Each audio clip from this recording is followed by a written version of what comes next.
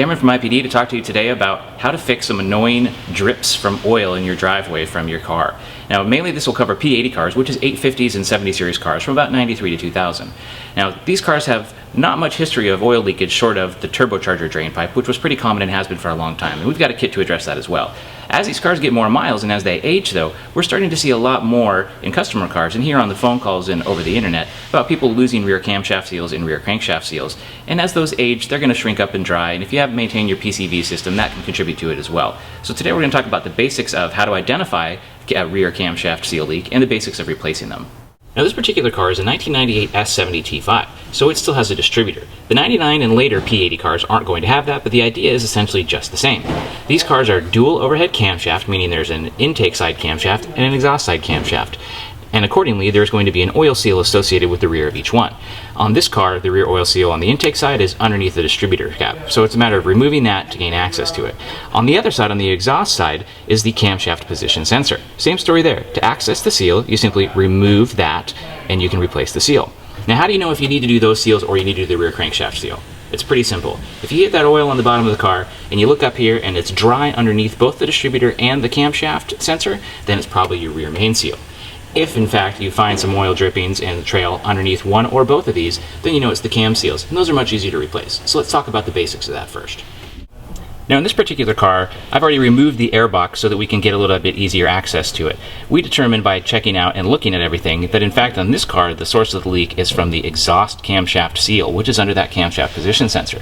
So I told that, or I could tell that by removing the air box, getting a close look kind of under here, above where your lower radiator hose is on the engine block there, is right underneath the camshaft position sensor. And in this case, you can see oil clearly trailing down from there going onto the transmission. So let's replace it. To gain access to the oil seal, first we remove the camshaft position sensor, which is held in with two bolts, one here and one here. And they're a Torx 40. They're not tight, so they're easy to get off. You just have to have the right Torx 40 bit. Underneath that, you'll find that you have the reluctor wheel for the camshaft position sensor that bolts directly into the back of the camshaft. And that's simply a 10mm nut right there, or bolt rather. That whole thing pulls out, and you'll have access to the direct access to the rear cam seal. So now that we removed the cam position sensor and a little reluctor wheel that's behind it to gain access to the rear cam seal, it became quite obvious why we were having the leak out of this car. If you look there, that rear cam seal is pushed almost all the way out, and there's a little trail of oil pooling underneath it that's trailing down and causing all the oil leak under the car. Now, there's a few reasons why that could happen. Among them is probably a clogged PCV system. This particular seal looks pretty good, so maybe it was recently replaced and just didn't sit all the way down in there. So we're going to pull it out and replace it. Here's what our new oil seal looks like. Now, to put this thing in, I'm just going to lightly oil the inside and the outside of it, and we're going to press it into place.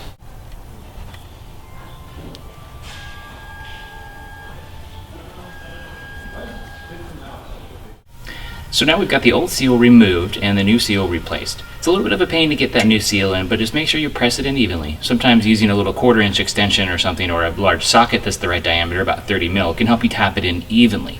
Now, you want to tap it in so that it's just a little bit inward of flush with that outer surface. If you look close, you can see a little bit of a chamfered edge on the outside, and you want to be about flush with the inside of that chamfered edge.